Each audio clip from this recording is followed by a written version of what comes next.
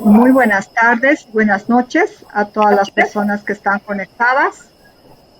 Vamos a dar inicio a al diálogo, al conversatorio que lleva por título Conflictividades en territorios y comunidades indígenas, impactos y transformaciones. Para ello damos la bienvenida a nuestros invitados, que son Ausencio Palacios, él es viceministro de Asuntos Indígenas de Panamá, y también a Maike Kumaruara, él es un indígena preto, eh, tiene un nombre en su propia lengua que es Maike Kumaruara, nombre social, y Maike Joel Vieira da Silva, servidor de UFOPA, miembro del Grupo de Conciencia Indígena. Espero haber pronunciado eh, algo entendible en portugués. Damos la bienvenida a nuestros invitados y asimismo vamos a contar con Celia Pasos. Ella es una colega facilitadora que también vamos a hacer la cofacilitación y tenemos la ventaja de que ella habla portugués, entonces nos va a apoyar en ese sentido a la traducción cuando tengamos la intervención de Maike para que podamos tener nítidamente las participaciones de ambos invitados. Eh, Teníamos también en el conversatorio a Flor Ilva Troche, ella es la exalcaldesa de Jambaló en el Cauca, ella es colombiana, pero lamentablemente ella se encuentra en un lugar de difícil conexión vía internet, entonces no hemos podido hacer la conexión por la baja señal que ella tiene. De todos modos, vamos a estar atentos si es que en algún momento logra ingresar, él está haciendo el intento, pues la vamos a tener también en el conversatorio. Para dar inicio y cómo va a ser el desarrollo de este conversatorio, va a ser un diálogo entre, entre, entre todos nosotros y vamos a tener dos preguntas de inicio. Vamos a empezar con una, vamos a escuchar a nuestros invitados y posteriormente vamos a tener otra pregunta para posterior dar inicio a contestar a las preguntas que lleguen vía chat. Entonces, en ese sentido, hemos preparado una primera pregunta que, como su nombre lo indica, tiene que ver con el tema de las conflictividades en los territorios y en las comunidades indígenas. Lo que nosotros queremos básicamente es que este sea un diálogo de saberes y lo hemos llamado así porque contamos con la presencia de dos compañeros que vienen de pueblos indígenas, entonces nos van a poder compartir con nosotros su narrativa. Desde su narrativa vamos a conocer un poco más cómo son los pueblos indígenas, pero principalmente el tema que nos trae acá es cómo se resuelven los conflictos, cómo lo hacían antes. Quizás ahora ha cambiado un poco, pero los antepasados, los abuelos, tenían formas particulares de resolver los conflictos. Entonces vamos a entrar por este tema y a nosotros nos gustaría que ellos nos compartan en este diálogo de saberes, que así lo hemos llamado, qué conflictos se presentan actualmente en sus comunidades y cómo los resuelven. Y para hacerlo de esta manera, si es que mantienen las formas tradicionales o ha ido cambiando un poco. Y al momento de que ellos inicien con la palabra, también nos gustaría que ellos se presenten, si pueden, desde su propia lengua, que nos avisen de qué pueblo vienen, quizás algunas características, y podemos entrar ya a contestar, a estar en el intercambio de saberes con Ausencio y con Maike. ¿Alguno de ustedes se anima a iniciar el diálogo?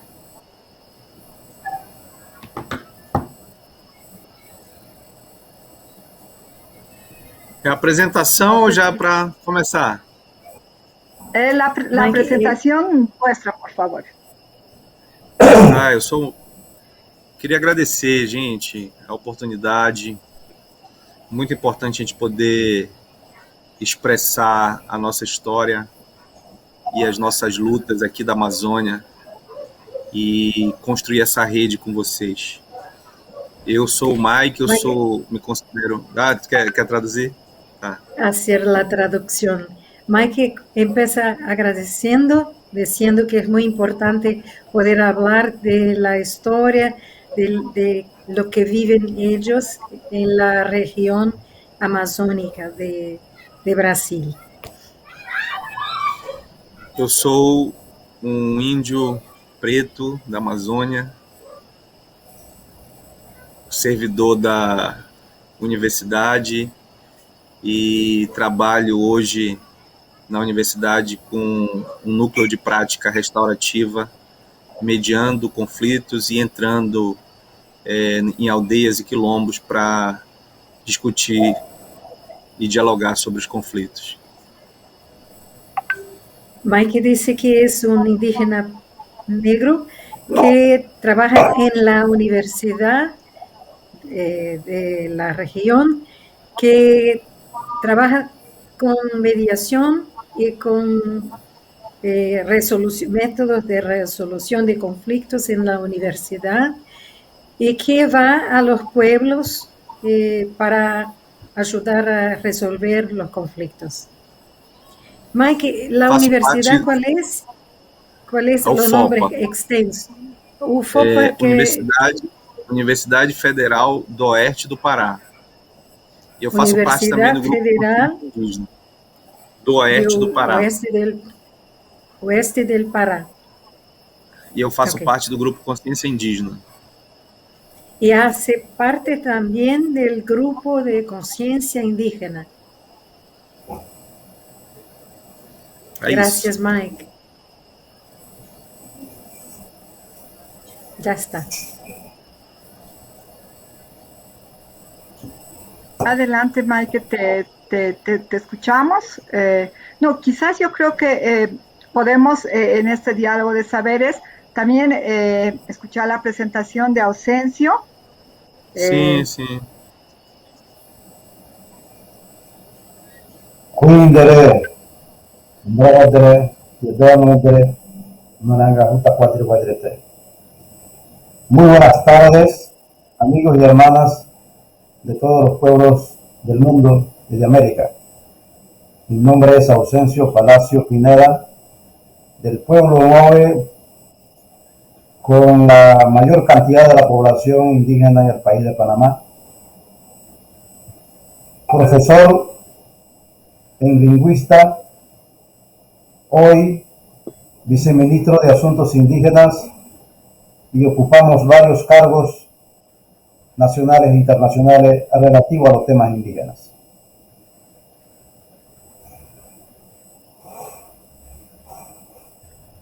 Bien, muchas gracias, Ausencio y Mike. Ahora vamos a iniciar este diálogo de saberes. Nosotros queremos que todos los que están conectados puedan compartir con ustedes y podamos aprender cómo se trabajan los conflictos en los pueblos indígenas, cómo los resuelven desde sus propios conocimientos, cómo trabajan este tema, qué hacen, conocer un poco más desde las voces de ustedes. Entonces nos vamos con la pregunta que teníamos, que es ¿qué tipo de conflictos son los que más tienen en sus comunidades y cómo los resuelven? Y antiguamente también los antepasados, ¿cómo resolvían los conflictos? ¿Qué era lo que hacían? ¿Qué métodos, a qué recurrían para resolver los conflictos? Mike, por favor. Pois não. Célia, quanto tempo eu tenho, Célia? Mira, Mike, ¿tiene cuánto tiempo? 10 minutos por cada uno para que nos cuenten con toda la soltura que tengan y con toda la tranquilidad para que podamos escucharlos muy atentamente. Mike, te peço para falar bem devagar, de fazer os cortes para que eu possa te acompanhar. Ok? Tudo bem. Graças. Obrigada.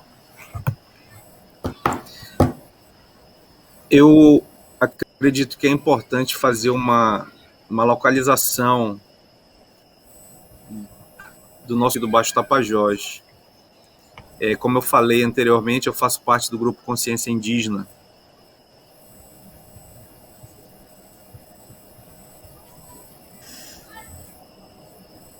Bien, Mike nos dice que cree que es importante hacer una localización, situar dónde está, que es en Bajo Tapajós, que es un río cerca de Santarém, y que él hace parte de un grupo de indígenas que trabaja por el movimiento indígena. ¿Es eso, Mike?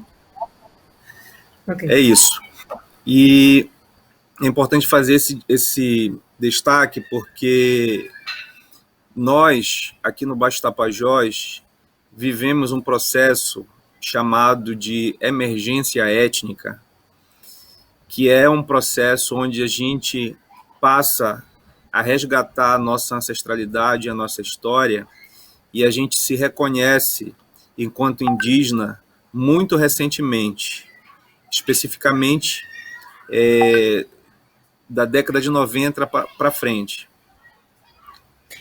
Entonces, Michael nos dice que el proceso de emergencia indígena, de la reivindicación de su condición de indígena, es un proceso reciente que empezó por la década de 90.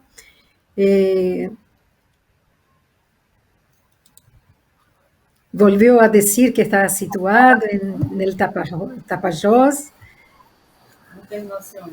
E isso, primeiro, a origem desse processo tem um ponto muito específico para nós, que é a Constituição de 1988, que é uma Constituição que garante que o Brasil é um Estado pluriétnico e, ao mesmo tempo, reconhece direitos a usufruto da terra exclusivo para os povos indígenas e também reconhece direitos para os povos quilombolas. En síntesis, Mike nos dice que el proceso de emergencia ética es un proceso muy reciente que empieza con la Constitución de 1988, que inició, que garantiza un Estado pluriétnico brasileño. E esse é um ponto importante para nós, porque a gente considera que todas as legislações anteriores a 1988 são legislações assimilacionistas, são legislações que têm como objetivo eliminar os povos indígenas. Como diz as constituições anteriores, promover a inclusão do indígena à comunhão nacional. Entonces, él dice que es un proceso muy importante porque las constituciones brasileñas anteriores, antes de esto, tenían la tendencia de incorporar los indígenas a las personas del país, no reconociendo la condición, la identidad indígena. Algo así que Mike está hablando. E aí a gente chega num ponto que é fundamental para o nosso entendimento hoje. O Estado brasileiro promove há mais de 500 anos um genocídio organizado, planejado, que tem como objetivo eliminar e silenciar os povos indígenas. E esse genocídio tem como principal instrumento uma violência aterradora, que a gente ainda acredita que vamos contar essa história ainda, porque a gente não sabe de fato o que foram tropa de resgate, aldeamento, guerra justa. E aí eu não sei se fica muito grande, Célia, mas eu queria complementar que isso fez com que a gente, por exemplo, que passa por esse fenômeno mais recente, tivesse que silenciar. Fomos obrigados a deixar de falar os nossos idiomas e, principalmente, fomos obrigados a recusar a nossa identidade. Ok.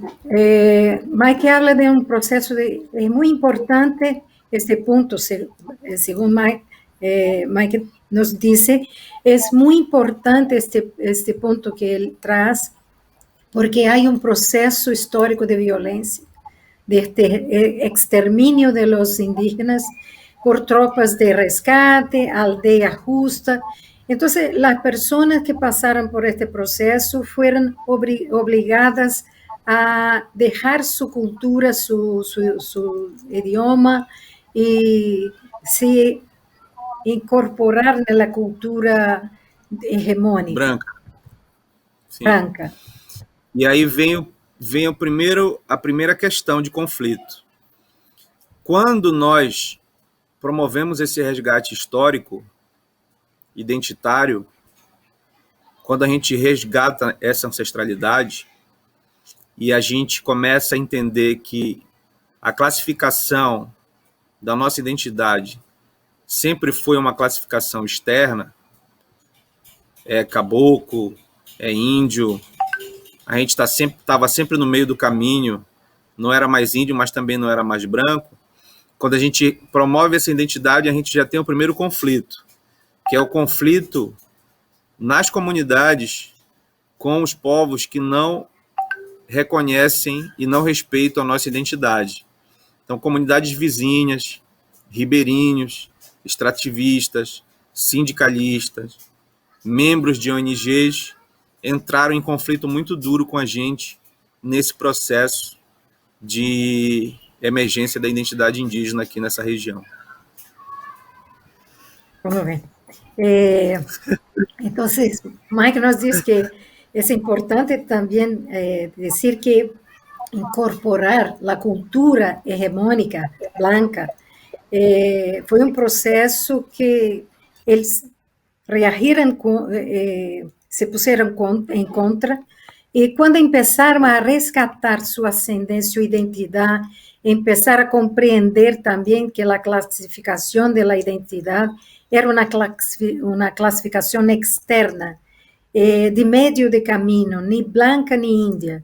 Entonces también empezaron los conflictos, porque las comunidades vecinas, los extractivistas, los miembros de ONG, empezaron los conflictos con estas personas, porque ellos estaban rescatando sus identidades.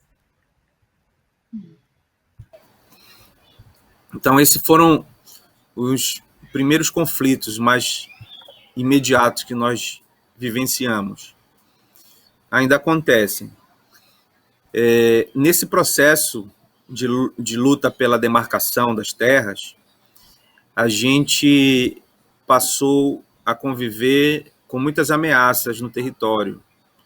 Madeireiro, sojeiro, garimpeiro.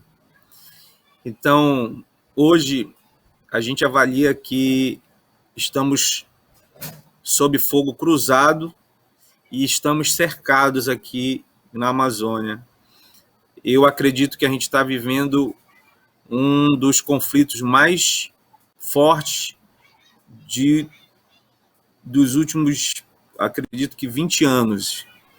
E eu acredito que algo similar só aconteceu assim conosco durante a ditadura militar.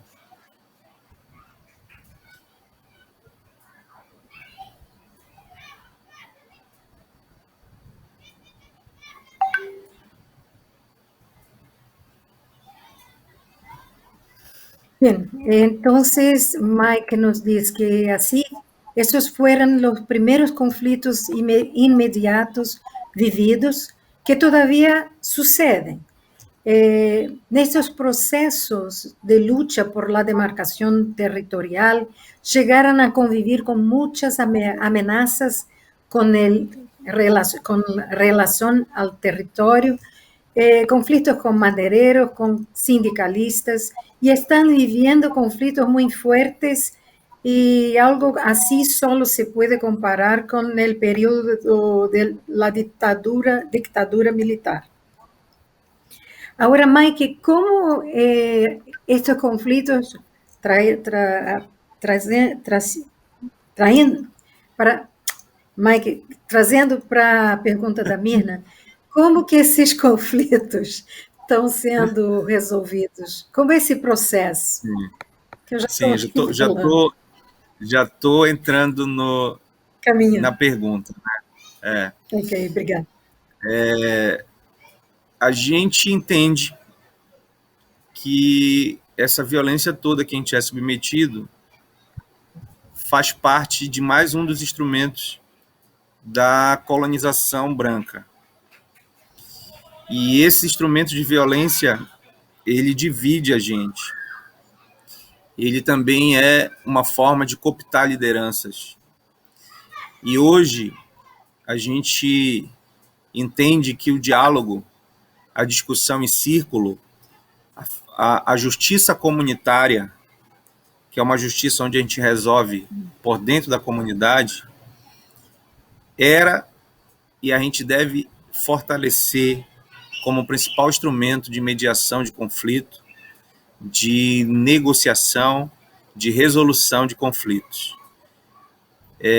Até muito recentemente, a gente acionava o Ministério Público para toda e qualquer situação. Hoje a gente entende que os instrumentos da justiça restaurativa, as intervenções em círculos, elas são importantes para a gente fortalecer a nossa unidade e tentar impedir a nossa divisão. Recentemente, nós fizemos uma formação com lideranças indígenas e não passou a paz e a não violência como um acordo ou como uma diretriz. Isso serve para dentro, para nós. Para fora, essa paz e essa não violência, ela só acontece na medida em que a nossa integridade física ela seja respeitada.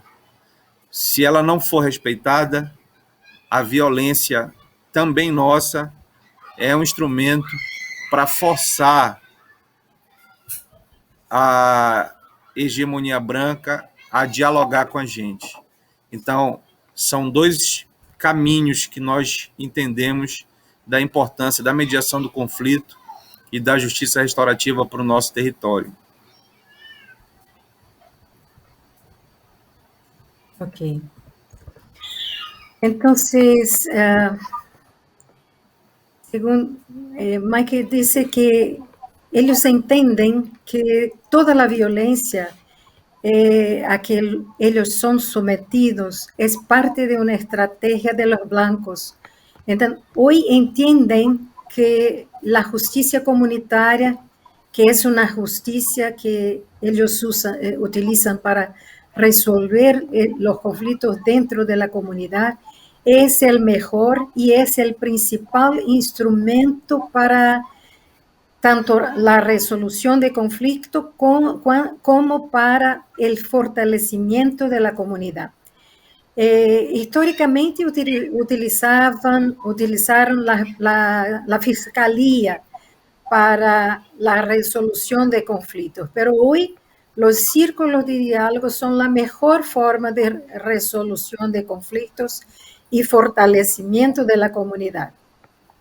Recientemente asistieron a capacitaciones para resolución de conflictos y para generar la paz y no violencia. Pero esto en la comunidad. Fuera debe haber respeto por la integridad física de cada uno. Y cuando esto no hay, ellos también optan por la violencia. Entonces hay dos caminos muy distintos.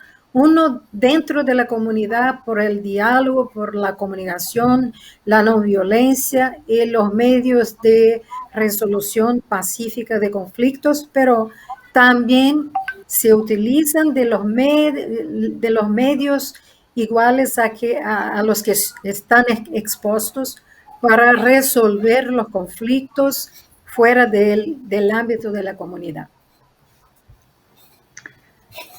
Bien, muchísimas Célia, gracias. só vou responder duas perguntas que tem aqui no chat. Hoje, podemos pensar nisso, Mike, quando depois? vai ter um momento para pergunta. Eu te agradeço. Tá bom. Para cuidar do Tá tempo. bom. Okay. Beleza. Gracias, Mirna. Muchísimas gracias, Maike, y también Celia por apoyarnos con la traducción. Ahora pasamos la misma pregunta a Osencio. Él viene del pueblo Nove Buglé, y también nos gustaría que nos comente, que nos cuente cómo se resuelven los conflictos al interior de las comunidades Nove Buglé, y nos pueda compartir estas formas para que también sea una suerte de aprendizaje para todos nosotros. Lo escuchamos, Ausencio.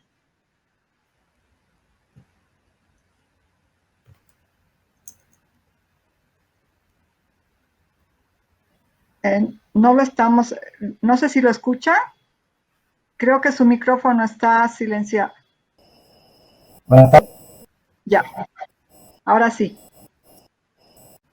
Buenas tardes, el amigo Mike, la licenciada Celia, Mirna y el equipo que está en la plataforma.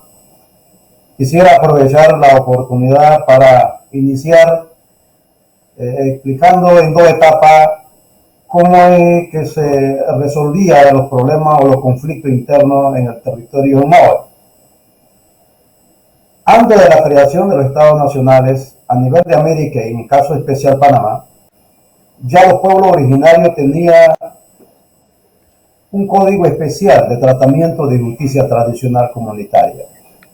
De allí que cuando avanzaba la población en su crecimiento, lógico que fueron suscitando diversos problemas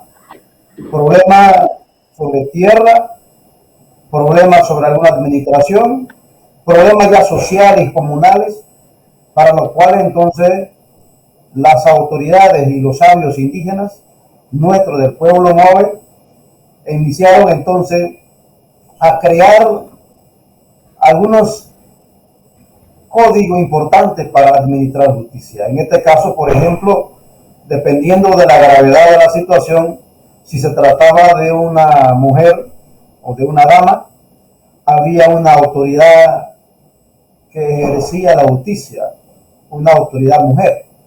Es decir, había un nombramiento de una mujer que se llamaba jefa inmediata. Si se trataba de hombre, el jefe inmediato, que era el cargo que ostentaba el hombre, era el que atendía la situación especial. Dependiendo de la situación ocurrida en las comunidades o en su periferia, podría entonces definir de qué manera se debía resolver el conflicto interno o los conflictos familiares o el conflicto colectivo que suscitaba en el área. De ahí que el código tradicional fue aplicado para atender a través de una mediación, a través de un consejo, a través de una sanción mínima, mas sin embargo no llegaban a tener muchas diferencias por el hecho de que había un control sobre la justicia comunitaria en cada uno de los pueblos. Por ejemplo, podríamos decir, cuando se trataba de un problema de litigio, el jefe inmediato o con la jefa inmediata se coordinaba para ver de qué forma podía llegar a un acuerdo entre los que estaban en disputa. De allí que se generaba entonces un acuerdo y se comunicaba a todas las comunidades, a toda la familia, a fin de que se conociera cuáles fueron el fallo y que eso se respetara. De allí surge la figura entonces de las autoridades locales, ya propiamente dicha. Hablamos del cacique local, hablamos de los caciques regionales, hablamos del cacique general, que también utilizaba y utiliza también el código de comportamiento para ser aplicado en términos de justicia a la persona que agreden o a la persona que hace falta o la persona que viole algún procedimiento. De allí que el Estado panameño como tal no reconocía esta justicia comunitaria porque no lo entendía. Y asimismo el conflicto no solo en el tema a nivel interno, a nivel de afuera, a nivel nacional del país. De allí que la población en segunda etapa empieza a convivir con una institución, con órganos de justicia no propia, y se establece entonces códigos no reconocidos por la población originaria, pero que también se va aprendiendo paralelamente con el código de la justicia tradicional. Queremos decir entonces que hablamos de los conflictos en los territorios indígenas, en este caso Move, se da por múltiples situaciones. Por ejemplo, una calidad de educación que no existe y la comunidad quiere una escuela, una salud de calidad, un camino accesible, una oportunidad de tener sus propias tierras, su territorio.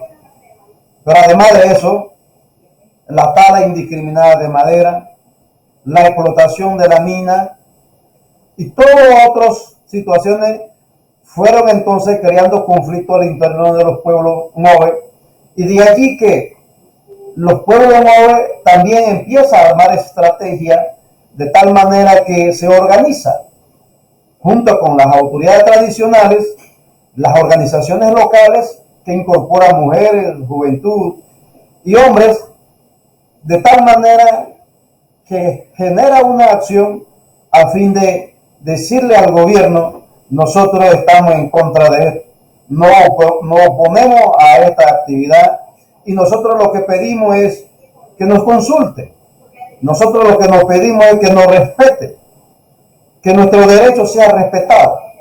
Lo que pedimos es que la convivencia pacífica de la población Move con la naturaleza sea uno de los principios importantes que debe estar de manera transversal en todas las acciones a nivel del país. Esa era una de las situaciones importantes que reclamaba la población. De allí que llegó el momento en que se le da la oportunidad a la población Move y a la población indígena del país para incursionar en posiciones políticas, en posiciones administrativas.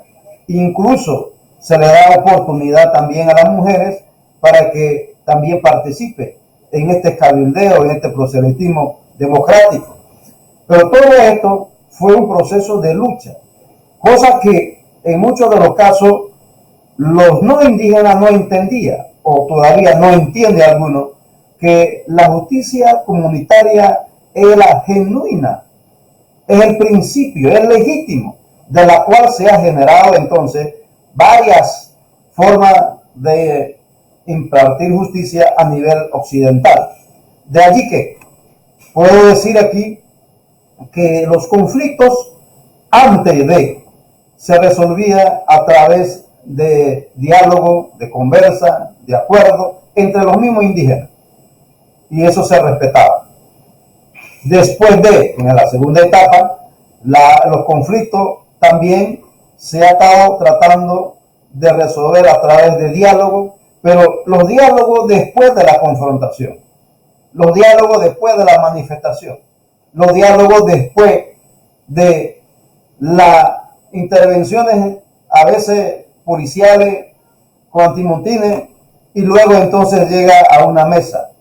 Lo que antes era que se hacía el diálogo sin entrar en violencia.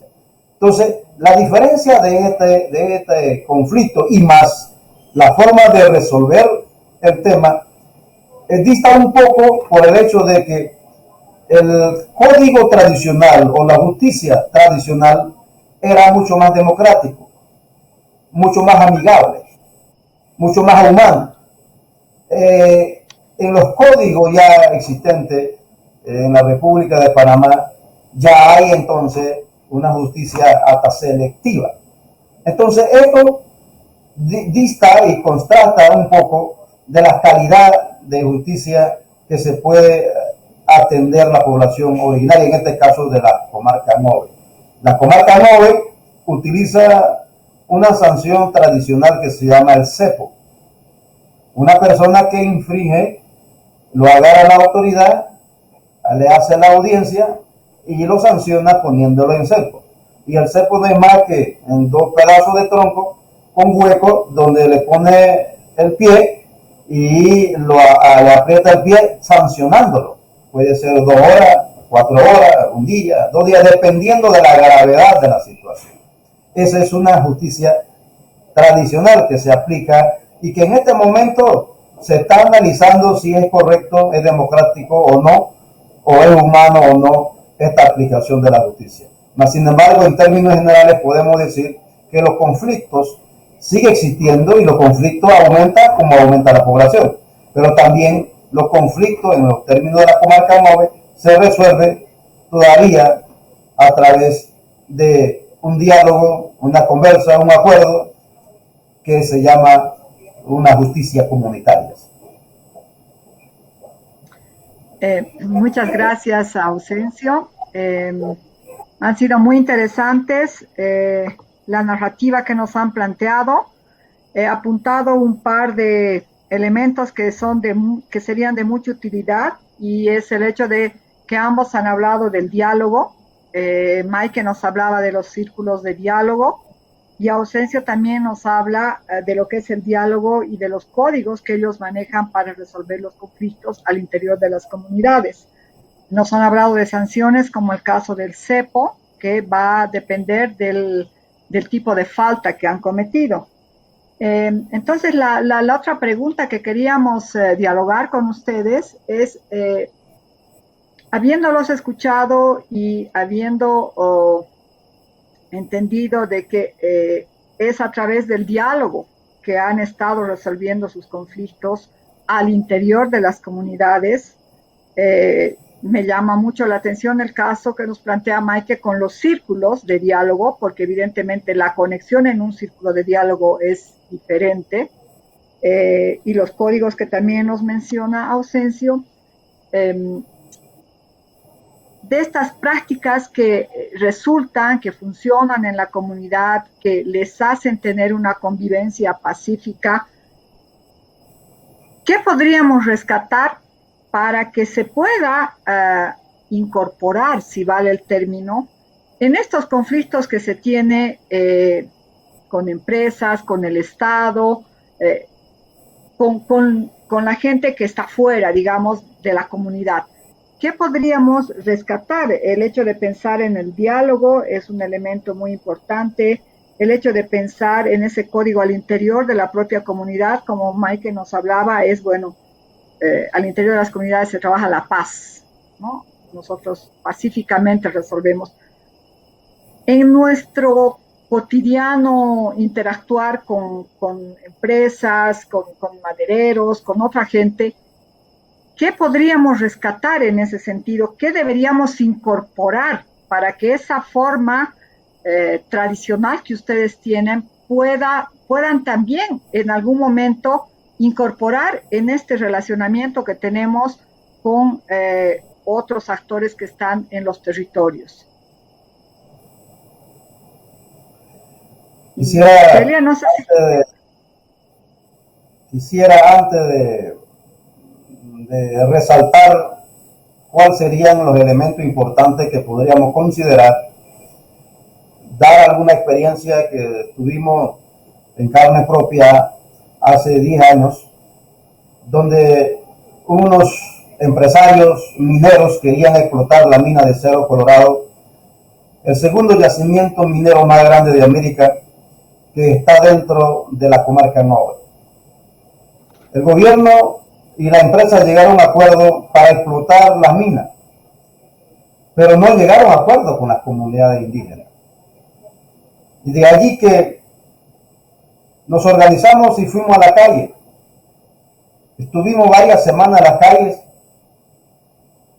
protestando de que no se explotara la mina porque contaminaba el ambiente, porque además de contaminar el ambiente empobrecía los ríos y las tierras, y que la tecnología que se iba a utilizar no era la más adecuada. Pero además de eso, lo más importante era que jamás se consideró la opinión de la población Maube para un proyecto tan grande como la explotación de la mina de Cerro Colorado. De ahí que fuimos a la manifestación y después de varios días después de lanzarnos gases lacrimógenas, balas, balines, después de que la población quedara en ciego, las mujeres violadas, muertos, mucha tristeza en la familia, nosotros entonces con el gobierno accedió a un diálogo y se crea una mesa nacional para atender los temas que se estaban viendo en la manifestación, y de allí que se hace entonces una mesa tripartita donde está la empresa, el gobierno y la población indígena. Digo esta experiencia porque en Panamá nace un acuerdo con la mediación de las Naciones Unidas. Un acuerdo donde se le da la oportunidad a la población indígena establecer sus prioridades y en esa mesa discutir los temas que atañen a la población, pero que también establecer normas y leyes que garanticen los derechos de la población indígena. De ahí nace entonces una ley de la consulta previa, libre e informada. Todas las empresas que quieran ir a los territorios indígenas tienen que hacerle una consulta.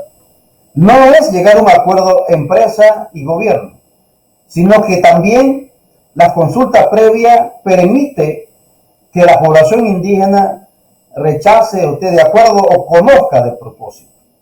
De igual forma, se establece entonces un Consejo Nacional de Desarrollo Indígena como el organismo más de alto nivel, donde todos los pueblos originarios, la representación de los 7 pueblos originarios del país se concentra para debatir, para proponer iniciativas, para llevar la ruta de desarrollo, para generar una política pública hacia los territorios. Y de allí entonces la población indígena representada en el Consejo da una ruta donde el gobierno nacional tiene que atender. Es decir, la política pública lo diseña los propios pueblos originarios del país. Eso a través de una asamblea ordinaria extraordinaria denominada Consejo Nacional de Desarrollo Integral de los Pueblos Indígenas de Panamá. Resalto esto también, que es bueno darle fortaleza a esto, fortalecer el organismo de diálogo, de consulta. Lo que puedo extraer ahí es que la única manera que nosotros podemos avanzar en todos los temas es que los indígenas con derecho propio, sintiéndose libres, pueden estar en una mesa para establecer su propio plan de desarrollo. En todos los temas, sea maderero, sea minero, sea hidroeléctrica, los temas que sea, pero el propio pueblo indígena, su representante de la más alta representación, debe tener participación, debe tener una consulta, y que para mí la recomendación importante sería no solo el diálogo acompañado de una consulta permanente, de una rendición de cuentas permanente, y tratar de respetar los códigos ancestrales tradicionales. Entonces vivimos en paz, vivimos bien, porque usted me respeta, yo te respeto. Llegamos a acuerdos por el bien de la mayoría, y el gobierno tiene que entonces trabajar de acuerdo a un plan diseñado a la cosmovisión de los pueblos indígenas, y no al revés, que la política pública vaya del gobierno para explotar la mina, para explotar la hidroeléctrica y etcétera, sin la participación de la población indígena. Muchísimas gracias, Ausencio. Realmente muy interesante lo que nos has contado. Ahora le pasamos la palabra a Maike para que igual nos pueda comentar sobre estos elementos. No sé si les repito la pregunta a Celia para que se la puedas traducir, y lo que queremos es conocer. Ellos han trabajado y trabajaban los conflictos desde su propia cosmovisión. Nos ha hablado de lo que se trabajaba al interior de las comunidades, apostando por la paz, de lo que han sido los círculos de diálogo, Entonces, de todas estas formas tradicionales que tienen de resolver los conflictos, ¿qué sería importante poder llevar a nuestra interacción o a la interacción que ellos tienen con las empresas, con el gobierno? ¿Qué sería útil? Ya Ausencio nos ha comentado sobre el tema del diálogo, cómo han logrado incorporar el diálogo y también habla de los códigos. En el caso de Mike, ¿qué sería importante de este conocimiento ancestral que tienen de interactuar al interior de las comunidades de manera pacífica? ¿Cómo podríamos llevar ese aprendizaje a cuando tengamos conflictos con empresas, con gobierno, con madereros, con personas que están dentro del propio territorio?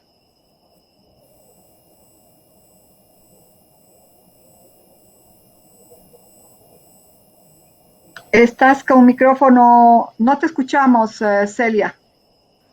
Así, disculpe, era para no, por cuenta del sonido. Yo estaba haciendo la traducción en cuanto Ausencio hablaba para Mike por el chat, para que acompañara nuestra conversación. Y ahora voy a hacer la pregunta a Mike para que él pueda hablar a partir de su experiência e sua visão. Mike, Mirna fez a síntese dessa tradução que você estava lendo e acompanhando. Ela trouxe o que o Ausencio colocou em relação às práticas que eles utilizam. E a pergunta que ela faz é, na tua experiência, o que das práticas internas comunitárias pode ser utilizado, assim como foi visto, né? E foi trazido pelo Ausencio, do que eles trouxeram e que códigos, o que eles construíram junto ao governo e sociedade, o que na tua experiência das práticas pacificadoras internas da comunidade indígena pode ser trazido para o contexto da relação desses povos, os teus povos, com as empresas, com os garimpos e tudo mais, sempre buscando a pacificação e o diálogo. A gente acredita que o círculo é sagrado. Quando a gente está no círculo, eu tenho experiências práticas disso, o círculo leva ao entendimento, porque no círculo não tem hierarquia e no círculo a gente tem, quando a gente está com o objeto da fala, a gente tem o poder de falar e o outro tem o poder de escutar. Então, eu acredito que é fundamental a gente conseguir estabelecer um diálogo profundo, uma relação de verdade, inclusive com setores antagônicos, porque esse diálogo profundo e assim estabelecer uma relação verdadeira vai fazer com que empresas, madeireiros, sojeiros passem de alguma forma a compreender e talvez respeitar a nossa visão de mundo, a nossa perspectiva de mundo. A sociedade lá fora costuma dizer que nós somos pobres, miseráveis, mas isso é uma perspectiva deles. A nossa riqueza é outra. Nossa riqueza é a abundância de peixe, de alimento, de natureza. Então, eu acredito que a prática restaurativa pode ser uma oportunidade para que eles possam também ver como funciona o nosso mundo. Eu acredito que é isso que a gente poderia levar a nossa presença física e espiritual num diálogo, numa possibilidade de diálogo. Se isso for possível e eles respeitarem, que realmente eles não têm respeitado a consulta prévia, livre, informada, nem querem passar por isso. Se o Estado conseguir fazer com que esses atores respeitem a consulta livre e prévia informada, já será um grande avanço.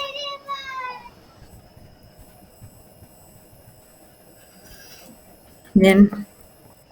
Mike nos dice que ellos acreditan que los círculos son espacios sagrados, que cuando uno se sienta en el círculo, establece una otra conexión, que se establece un diálogo profundo.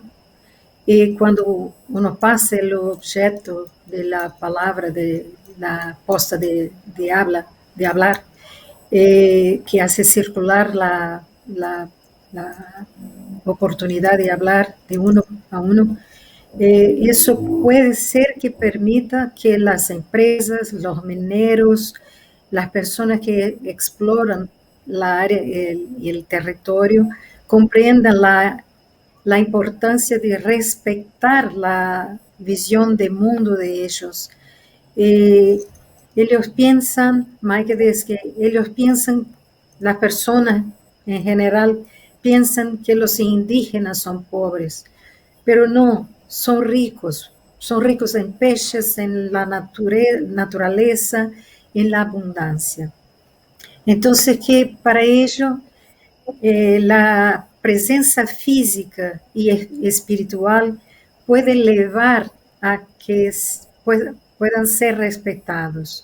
Ellos no quieren, las personas en general no quieren sentar para una consulta previa, muy tranquila y libre e informada. Esto es el problema. Mike cree que si uno se dispone, se coloca a disposición para ese tipo de diálogo, las cosas pueden cambiar.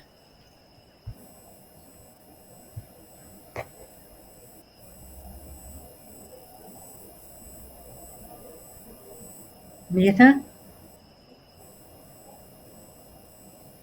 no te escucho. Muchas gracias, Mike. No sé si hay algo más que nos quisieras complementar. Mike quer complementar alguma coisa? Houve uma pergunta no chat. Os instrumentos que a gente usa basicamente é o círculo, um objeto de fala e histórias. Histórias que nos conectam. História da nossa ancestralidade, que estabeleçam vínculos entre quem está vivendo aquela situação de conflito. Uma outra pergunta. Mike, quer falar? Tá. Espera. Hacer a tradução. Vou fazer a tradução. Mike ha mirado uma pergunta que tem todo que ver com la pergunta sobre qué instrumentos, qué dispositivos utilizan. Ellos dice que los círculos, Mike, los círculos y...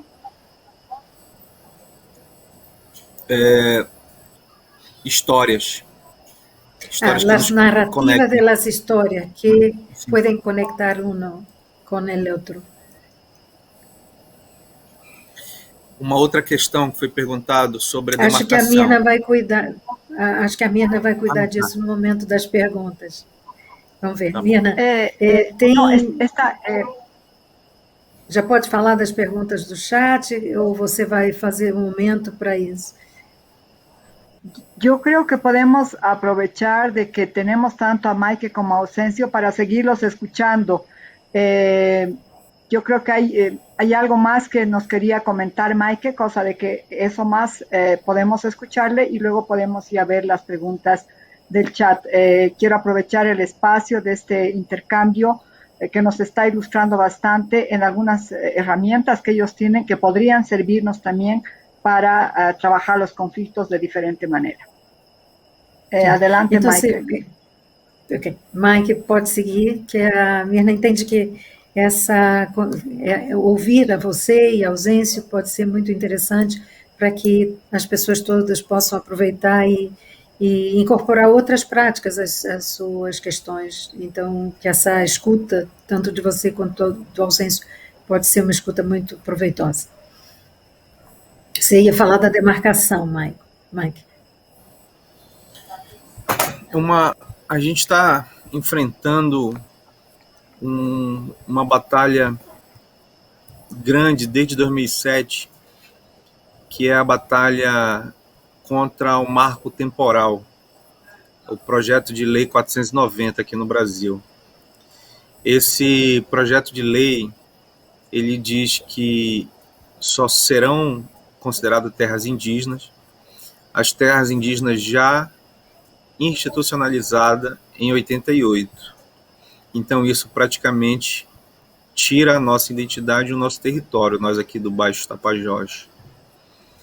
E ao mesmo tempo em que a gente sabe que não precisamos do Estado para dizer o que nós somos ou para garantir a nossa identidade, mas a gente precisa do Estado para garantir a nossa segurança. E a gente tem uma FUNAI hoje enfraquecida, porque a FUNAI era a principal responsável por construir um grupo técnico com vários profissionais para estabelecer o processo de demarcação. E como a FUNAI hoje ela está enfraquecida, esvaziada, quem está fazendo o processo de demarcação somos nós mesmos.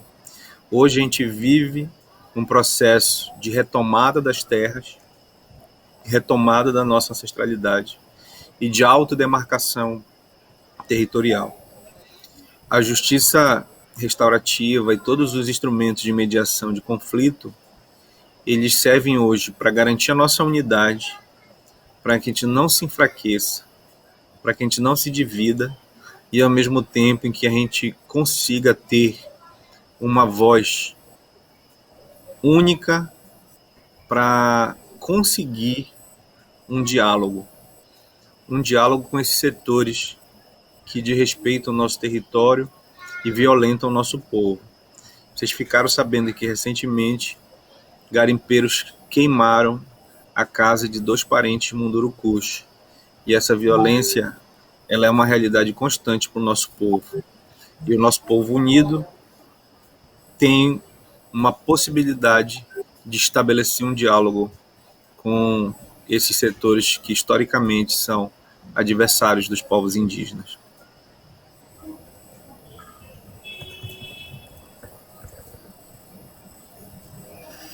Bien. Mike, entonces dice que están enfrentando desde 2007 una batalla muy, muy larga de cuanto a cuestión de la demarcación de las tierras indígenas, porque hay un proyecto de ley 490 que dice que solamente serán consideradas tierras indígenas aquellas que fueran así definidas en el momento de la Constitución Federal de 1988. Pero ellos dicen que necesitan del Estado, no necesitan del Estado para garantizar su identidad, pero para la seguridad sí. Y hay una institución, la FUNAI, que existe para la protección de los indígenas, pero ella no está atendiendo a los pueblos indígenas. Entonces, por lo tanto, ellos propios están asumiendo la responsabilidad de hacer la demarcación. Llaman autodemarcación. Una demarcación de los territorios de manera correcta. Entonces, los mineros incendiaron la casa de 2 familiares de Tumurucus, que es un pueblo indígena. Y ellos se organizan porque creen que organizados en paz unos con los otros, entre los pueblos indígenas, ellos pueden movilizar el Estado para cuidar, manejar este gran conflicto que está ocurriendo en estos tiempos. Muchas gracias, Celia. He revisado el chat para ver, pero ahí veo más que, creo, son comentarios que tú has incorporado, ¿verdad, Celia? En el chat. No veo otras Sí, porque preguntas que... sí. Sí, entonces no veo que tengamos otras preguntas de las personas que están conectadas. Y bueno, la verdad es que también estamos al filo de concluir. Ya estamos más de una hora al aire. Yo he querido aprovechar la presencia tanto de Mike como de Ausencio para poder escucharles. No siempre tenemos la oportunidad de poder compartir con representantes de pueblos indígenas que nos puedan contar desde sus propias voces cómo es, cómo manejan estos temas. Nosotros hay una forma de trabajar conflictos, pero es muy importante conocer desde ellos cómo lo hacen y qué se puede rescatar para que también se pueda incorporar dentro del manejo de conflictos. Me llevo la palabra diálogo, que es lo que más han mencionado, tanto Ausencia como Maike, el tema del trabajo en paz al interior de las comunidades. Me ha gustado mucho el escuchar cuando Maike mencionaba sobre el círculo y cuando hablaba que en un círculo y cuando están todos ahí no hay jerarquías y evidentemente es como que una nivelación de todos los participantes del diálogo. A mí me encantaría seguir escuchándolos. No hay preguntas, por lo tanto, el espacio se ha aprovechado bien para seguirlos escuchando. No quiero quitarles más tiempo, ya estamos encima de una hora más allá de la transmisión. Entonces, agradecerles por su participación, por todo lo que nos han transmitido y al mismo tiempo, en un minuto, si se pueden despedir y obviamente también el agradecimiento a nuestra colega Celia, quien nos ha ayudado y aportado con todo el tema de la traducción. Tanto a Ausencia como a Maike, en un minuto, si pueden despedirse y quizás darnos alguna recomendación desde sus propias voces. Muchísimas gracias. Agradecerles la bella oportunidad y para mí es un gran privilegio de poder compartir con ustedes la experiencia nuestra, pero que también en el incursionamiento a nivel de América hemos sido presidente del Parlamento indígena y afrodescendiente de América. Visitamos varios países y hemos visto también que los derechos de los pueblos indígenas de los países americanos han sido también violadas y hay una forma de nosotros poder seguir luchando, Mike, es tratar de seguir intercambiando opiniones, verificando estrategias, armando acciones de tal manera que mientras unidos y peleamos en equipo podríamos defender los derechos de la población, no solo del país de Panamá, no solo del pueblo Maure, sino de los pueblos indígenas de América y del mundo. La experiencia que he tenido también porque formé parte del Parlamento Europeo y también observé igual situación. Por tanto, nos llama la vida en este momento con una responsabilidad grande de que esta es una lucha generacional que no va a terminar con nosotros, sino que esta es una lucha permanente de la vida, de poder darle mejores oportunidades a nuestras generaciones que vienen. Por tanto, defender nuestros derechos, como defender los recursos naturales y crear un equipo de trabajo de manera permanente y sostenible, sería entonces una fórmula en esta época de tiempo, ahora afectado por la pandemia, de seguir luchando por los mejores días y la oportunidad de nuestra población originaria del mundo entero. Muchísimas gracias por esta bella oportunidad. Gracias, Ausencio. Mikey, te escuchamos. Muito obrigado pelo convite, pela oportunidade. A gente pede que vocês olhem com muita atenção para tudo que acontece aqui na Amazônia. Esse território é um território historicamente violado, assassinado, desrespeitado. Como eu falei para vocês, ainda vamos reescrever de verdade o que foi esses campos de concentração chamados aldeamentos na Amazônia, o que foi a servidão e o trabalho compulsório do nosso povo aqui. E chegou a hora da gente levantar a cabeça, de se fortalecer e estender essa rede de solidariedade com povos indígenas do mundo. Essa é uma oportunidade especial para a gente fazer isso. A gente quer que a nossa espiritualidade, que os nossos encantados, que os nossos guias, que os nossos indígenas que já foram para o outro lado e estão acompanhando e dando força para a gente, sejam visualizados e também sirvam de exemplo para um mundo de paz e bem, para um mundo onde a violência ela não seja um instrumento de dominação e nem seja presente nas nossas mentes, nossos corpos, desde a nossa infância.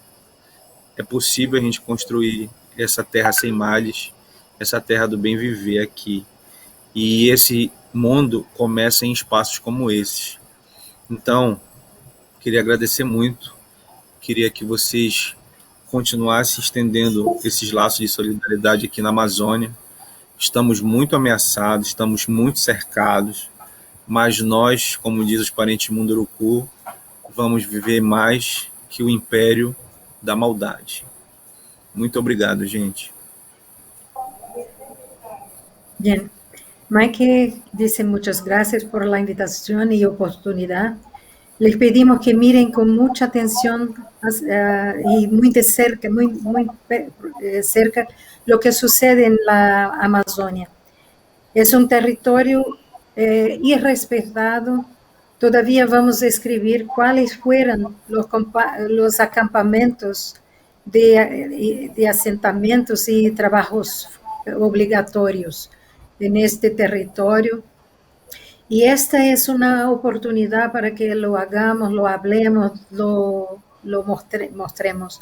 Queremos nuestra espiritualidad, queremos que nuestros antepasados sean honrados por la paz y el bien, para que la violencia no esté presente en nuestra mente y en nuestro cuerpo, para que construyamos la buena vida y que comience en espacio, y esto comienza en espacios como estos. Estamos muy amenazados y estos espacios pueden ser muy importantes para que se pueda cambiar esto. Algo así que ha hablado Mike. Muchísimas gracias nuevamente, muchas gracias Ausencio, muchas gracias Mike y muchísimas gracias Celia por todo el apoyo que nos has brindado con la traducción para que podamos también conectarnos con Mike a través del portugués-español. Nuevamente, muchas gracias. Sí. Solo, Mirna, sí, que no soy adelante. Una traductora, aún estoy estudiando, pero me encanta ayudar a Mike a que se exprese y que nosotros possamos también saber qué pasa en Brasil con la población indígena. Gracias. Gracias. Adiós, que tengan un feliz descanso y espero que, bueno, nos volvamos a ver en algún otro momento. Muchísimas gracias. A ustedes. Muy obrigado. Gracias. Gracias a ustedes y Dios les bendiga